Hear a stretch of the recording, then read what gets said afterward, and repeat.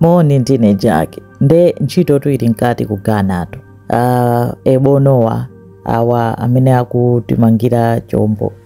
Akuti dziko lili kupita kumapeto pa 25 December ambuye anawaonekera nkwawo zoti dziko likutha pa 25 December 2025 ndipo amange dzombo osati chimodzi yani koma dzombo 4 ma ark 4 onena kuti akuti ambuye atumiza mvula kuyambira pa 25 December ndipo mvulayo igwa kwa masiku 300 iwononga dziko lapansi.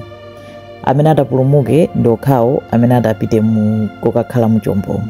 Ndi akuitana onse amene amayimba kuchalichi ya praise ya chani ntchito iliyonse mwe magwira mu mpingo. Thamangani kamukirani kumeneko mukakwere nawo chombo akutero. Akuti mvula ikadzayamba anthuso adzayambe kuimba nyimbo ndi kutamanda Ambuye nthawi yake imeneyo. Ali mu chombomo atukhanga takuyembekezera anthu 6 million ngati isali 600 million kuti akakhale mu maaki amenewa eti kuti ntchito ikugwirika ndithu. Ndiye akuti kwa amene afuna kuti apite nawo akuti apite azikachita comment ma video ake kunena kuti inenso ndikufuna kubwera. Ndi anthu akumapita kukachita comment kuti afuna kupita.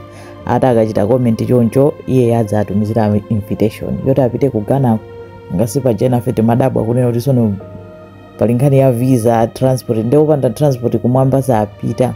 Koma izo ndizomwe zikuchitika ku Ghana akuti Ebonowa awuzidwa kuti dziko likutha kuyambira pa 25 December 2025 ndi anthu ena akukhulupirira akupita ena akukayikira zenizeni akuziziwa anu akewo koma malinga ndi ena ku South Africa amati dziko litha September zakanikawa awawa ndi akuti nawonso awuzidwa kuti litha pa 25 December. Ndiye uthenga sulemera uthenga ndi umenewo zikomo kwambiri.